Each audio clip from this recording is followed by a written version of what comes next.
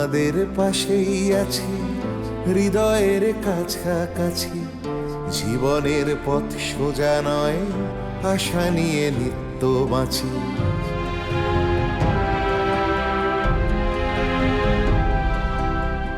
শিক্ষা ছড়িয়ে পড়ুক ভেদাভেদ শূন্য করে, এ বেলা নাই বা জুটুক, ও বেলা জুটতে পারে।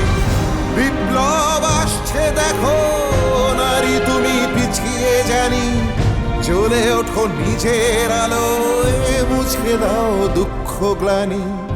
এভাবে আর থেকো না হাহাকার জড়িয়ে বুকে, আমি হাত বাড়িয়ে আছি, সাড়া দাও আমার ডাকে। আমি হাত বাড়িয়ে আছি, সাড়া দাও আমার ডাকে।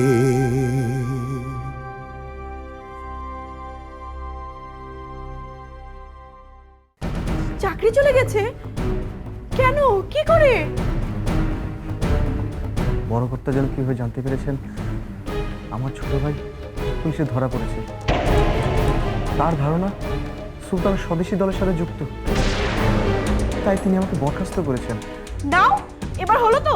আমি তোমাকে আগেই নিষেধ করেছিলাম এসবের মধ্যে জড়িও না। এবার হলো তো?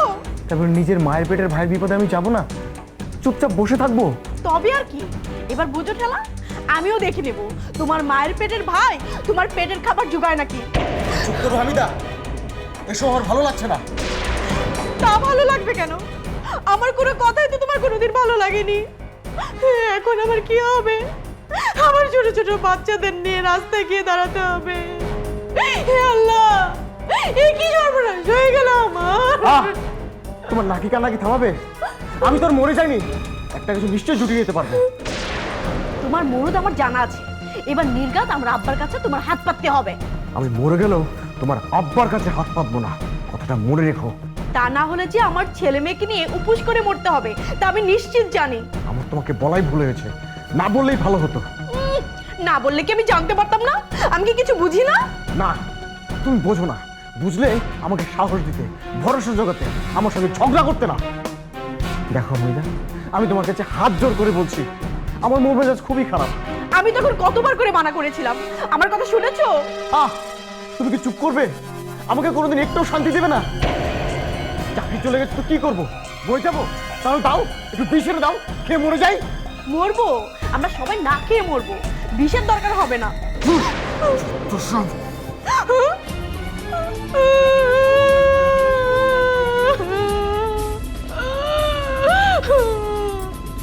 এখন কি হবে আমার?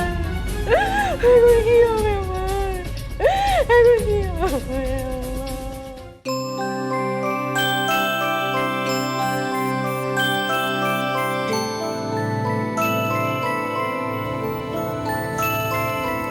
কি দেখছো আমার করে? তোমায়।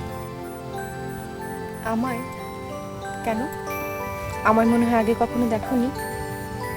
দেখেছি, কিন্তু যত দেখি ততই মুগ্ধ হই। দিনে দিনে তুমি আরো সুন্দর হচ্ছ। ধ্যাৎ, আমার বুঝি লজ্জা করে না? লজ্জা পেলে তোমায় আরো সুন্দর লাগে। যত সব বানিয়ে বানিয়ে মিথ্যা কথা বলা। সত্যি বলছি, তুমি আমার চোখ দিয়ে দেখো, দেখলে বুঝতে পারবে তুমি কত সুন্দর।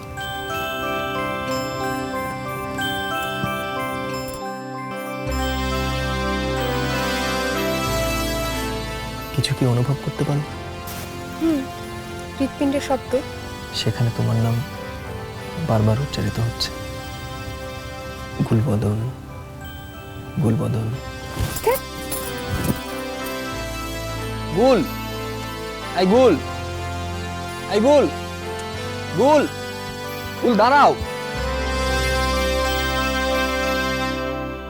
কোথায় গেলে?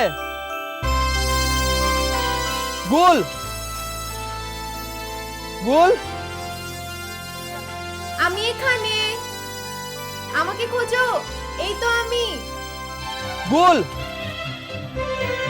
মন দিয়ে দেখার চেষ্টা করো, তাহলেই খুঁজে পাবে। গুল, গোল।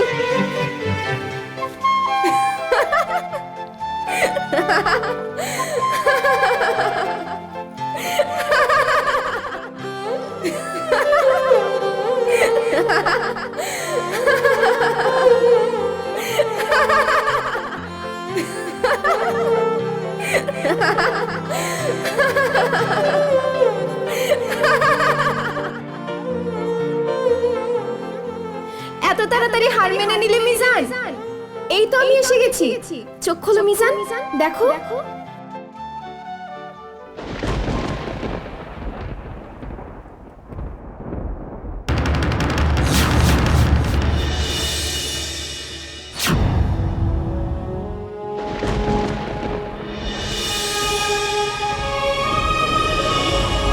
আমার বাঁচাও মিজান, আমাকে বাঁচাও। আমি যে কষ্ট সহ্য করতে পারছি না। আমি যে তোমার প্রতীক্ষা ছিলাম এতদিন। এসো মিজান, এসো এসো মিজান, আমার কাছে এসো, আমার কাছে এসো। এসো মিজান, এসো এসো এসো মিজান, আমার কাছে এসো। এসো মিজান, আমার কাছে এসো। আমি আসছি গুল, আমি আসছি। মিজান এসো আমার কাছে, এসো মিজান। আমি আসছি, আমি আসছি।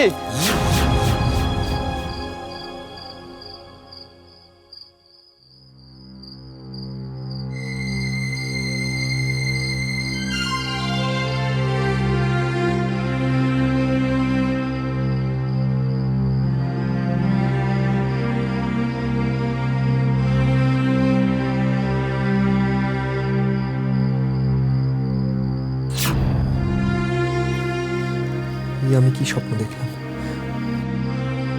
কুল কি সত্যি খুব কষ্টে আছে? আমাকে কিছু একটা করতেই হবে।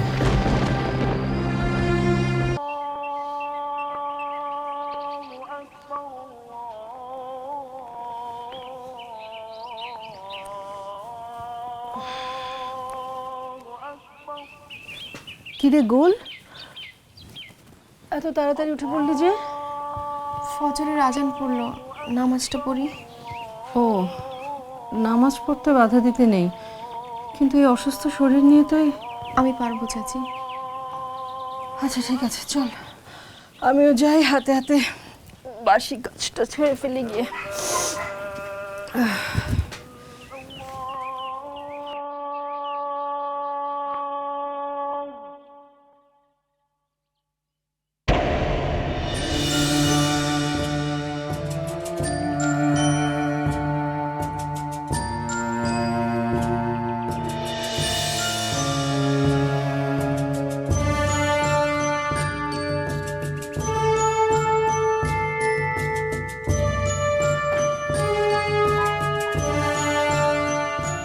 কিরে, নামাজ পড়তে গেলি, ওযু না করে ফিরে এলি যে?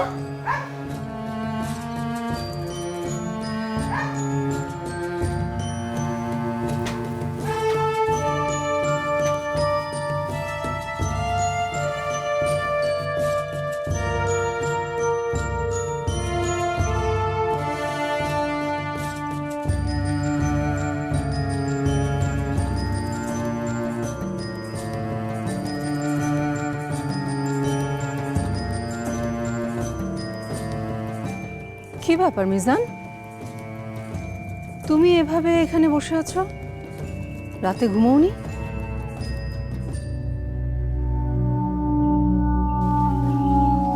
না মানে হঠাৎ করে ঘুম ভেঙে গেল তো, তাই বাইরে এসে একটু বসলাম। খোলা আকাশের নিচে এভাবে বসে থাকলে তো শরীর খারাপ করবে।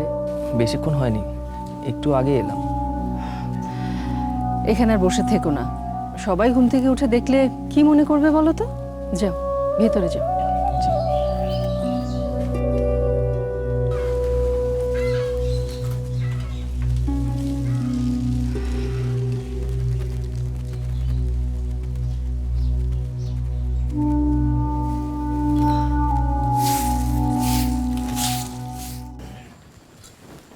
ছেলেটা আমার কতদিন বাড়িতে নেই, অত দূর থেকে শাড়ি আনার দরকার নেই।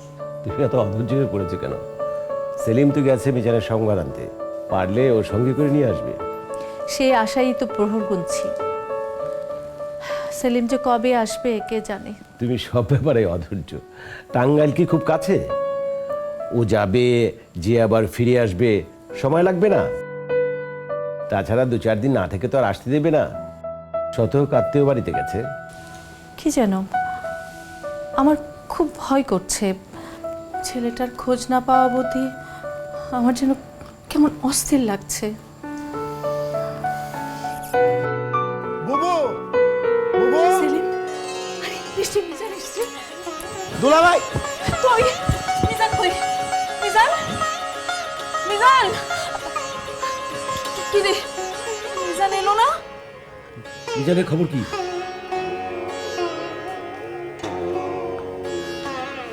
দোল্লা ভাই, মিজান টাঙ্গাইলে তার ফুপুর বাড়ি যায়নি।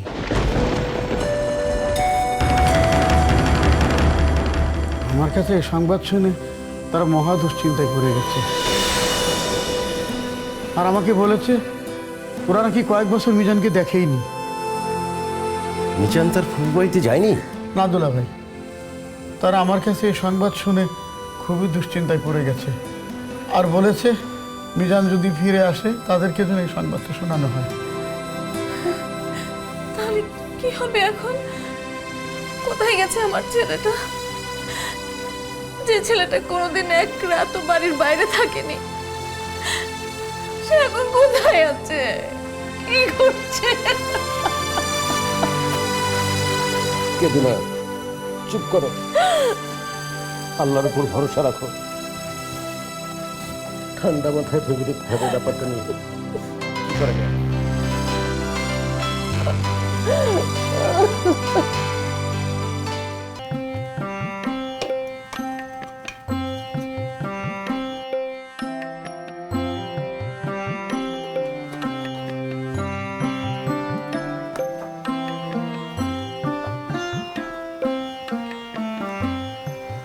কি হলো, লেখা বন্ধ করে দিলেন যে?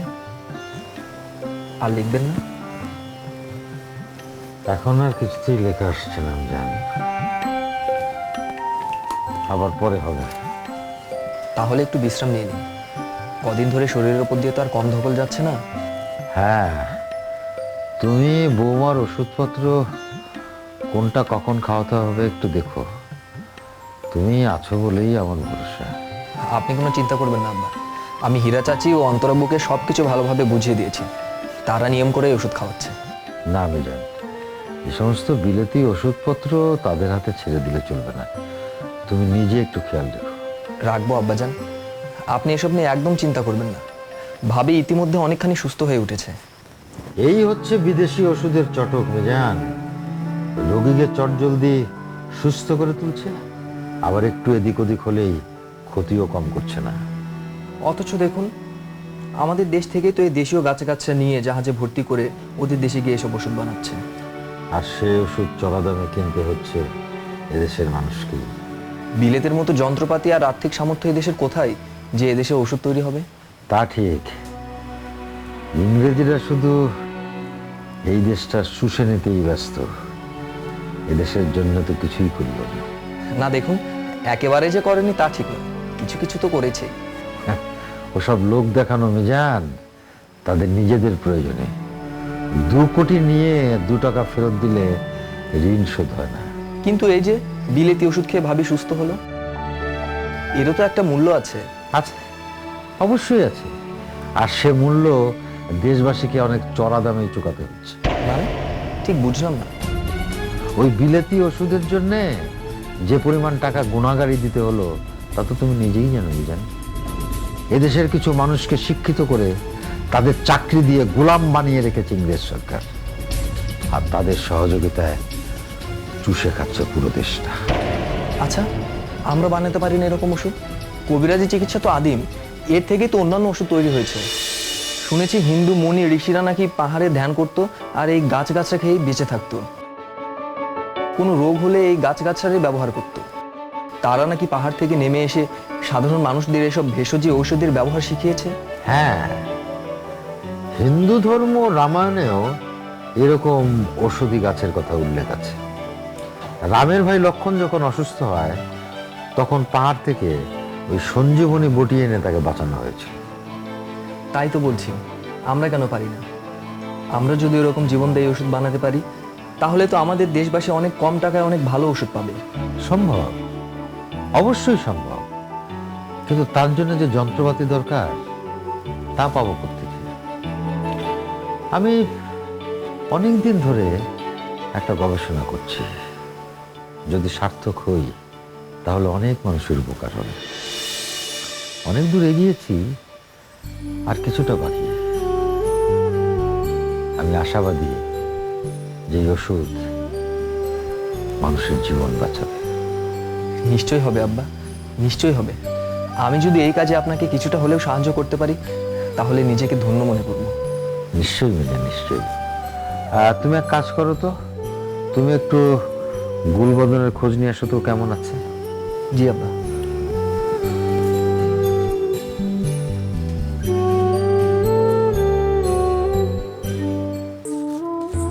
বুবু, কাল ডাক্তারের ওষুধ খাওয়ানোর পর থেকে না গুলের শরীরটা এখন অনেক ভালো আছে।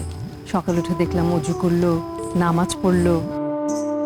হবে না, শহরের ডাক্তার বলে কথা। কত পড়াশোনা করে বিলেত থেকে ডাক্তারি পাশ করে আসে না চাচি? শুধু কি পড়াশোনা, মাথা কেটে তারপরে ডাক্তারি বিদ্যা শিখতে হয়। এতে নাকি জাত ধর্মও খোয়া যায়। হীরা, এসব আলোচনা বাদ দে তো, শুনতে ভালো লাগে না। যার ধর্ম তার কাছে। তা ঠিকই বলেছো বুবু, পরের আলোচনা আর আমাদের কি কাজ? আসলে অন্তরা শুনতে চাইলো তো, তাই বললাম। বৌমাকে ওষুধগুলো ঠিক করে খাওয়াচ্ছিস তো তোরা? হ্যাঁ গো বুবু, দুবেলা নিয়ম করে ওষুধ খাওয়াচ্ছি। ওমা, বৌমা তুমি আবার উঠে এলে কেন? কিছু লাগলে কমলাকে ডাকলেই তো পারতে। না আম্মা, আমার কিছু লাগবে না। আসলে ঘরের মধ্যে শুয়ে থাকতে ভালো লাগছিল না তো, তাই এলাম। তবুও এই শরীর নিয়ে বেশি বাইরের হাওয়া বাতাস লাগানো ঠিক না। যাও ঘরে যাও, ঘরে গিয়ে বিশ্রাম নাও। আমার এখন শরীর ভালো আছে আম্মা, এখানে যদি কোনো কাজ থাকে তাই এলাম। শোনো মেয়ের কথা, কাল যে বিছানা থেকে উঠতে পারে না, আজ সে রান্নাঘরে এসেছে কাজ করতে, তারপর মাথা ব্যথা ঘুরে পড়ে যাক আর কি। আমার কিছু হবে না চাচি, আমি ঠিকই আছি। না বৌমা, তুমি ঘরে যাও। অন্তরা, বৌমাকে নিয়ে ঘরে যা। ঠিক আছে, চলো ভাবি, ঘরে চলো।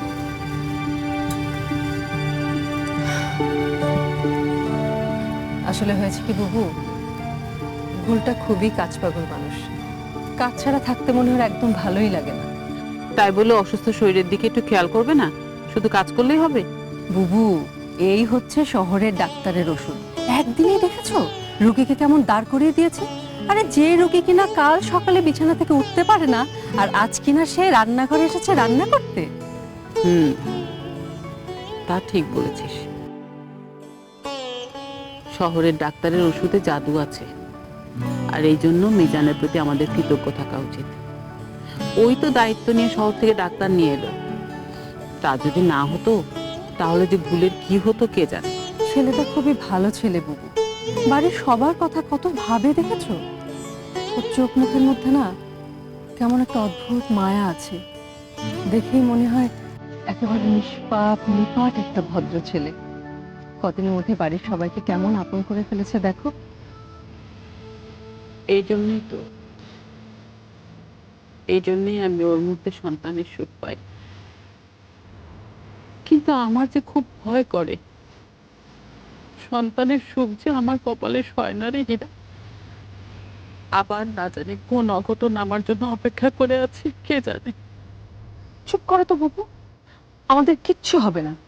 যা খারাপ হবার সব হয়ে গেছে, এর চেয়ে খারাপ আর কি হবে বলো? তবুও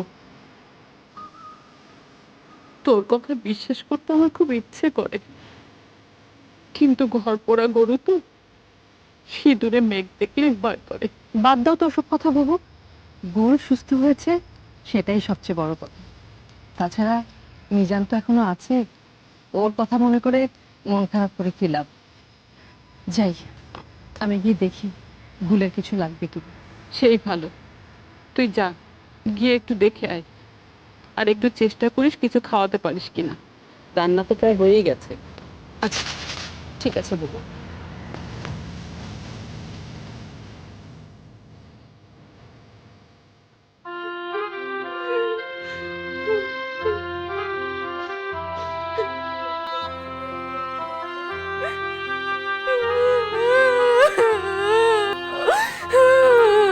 কবিতা, তুমি অযথাই ভেঙে পড়ছো। এতটা ভেঙে পড়ার মতো কিছু হয়নি। এত ভালো চাকরিটা চলে গেল আর তুমি বলছো ভেঙে পড়ার মতো কিছু হয়নি না? আমি তো চেষ্টা করছি, নিশ্চয়ই ভালো একটা চাকরি জোগাড় হয়ে যাবে। চেষ্টা করলে কি সরকারি চাকরি পাওয়া এত সহজ? তাছাড়া তোমার ভাই স্বদেশী করতে গিয়ে ধরা পড়েছে, তুমি আর সরকারি চাকরি পাবে না। তা হয়তো পাবো না, কিন্তু বেসরকারি চাকরি পাবে, সেও ভালো, ইংরেজদের গোলামি করাচ্ছে। তা তো এখন বলবে, কথায় বলে না আঙ্গুর ফল টক। যাও না, তোমার ভাই তো স্বদেশী করে, তুমিও যে যোগ দাও। দেখো হামিদা, বাজে কথা বলা বন্ধ করো। আমার এসব একদম ভালো লাগছে না। একটা ঘটনা যখন ঘটে গেছে তখন তো আর করার কিছু নেই। করার তো ছিল, তখন যদি আমার কথায় সাবধান হতে তাহলে কি আজকে এই অবস্থা হতো না? তখন একদম ভাইয়ের জন্য পিঠ উতলে উঠেছিল। ভাইয়ের জন্য কিছু করতে হবে, পরিবারের পাশে দাঁড়াতে হবে। এখন তোমার পাশে কি দাঁড়াবে শুনি? কথায় কথায় ভাই তুলে খোঁটা দেওয়া বন্ধ করো হামিদা।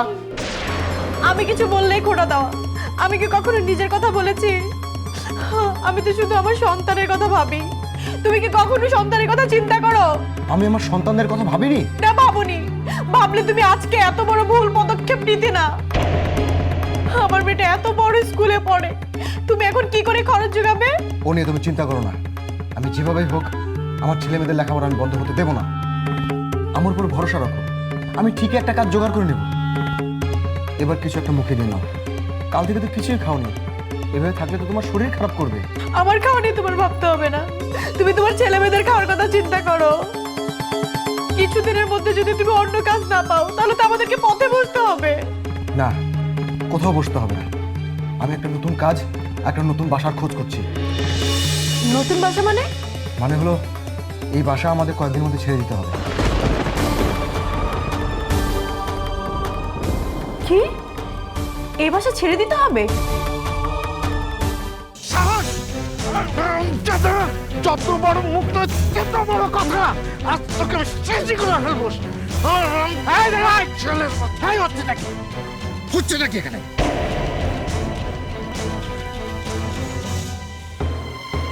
ওকে মেরে খুব একটা বড় মনের পরিচয় দিতে পারলেন না মল্লিক সাহেব। দুর্বলকে মারা কোনো বীরত্বের কাজ নয়। যাও যাও, তুমি আর আমাকে বেশি জ্ঞান দিতে এসো না। আপনাকে আমি কোনো জ্ঞান দিতে চাইও না।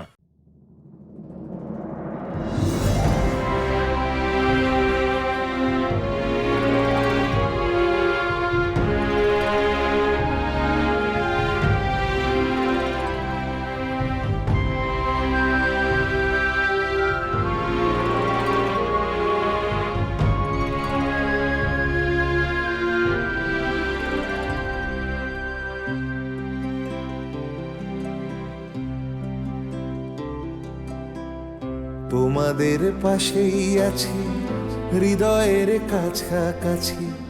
জীবনের পথ সোজা নয়, আশা নিয়ে নিত্য বাঁচি।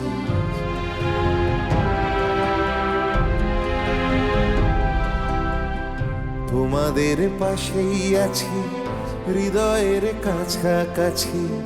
জীবনের পথ সোজা নয়, আশা নিয়ে নিত্য বাঁচি।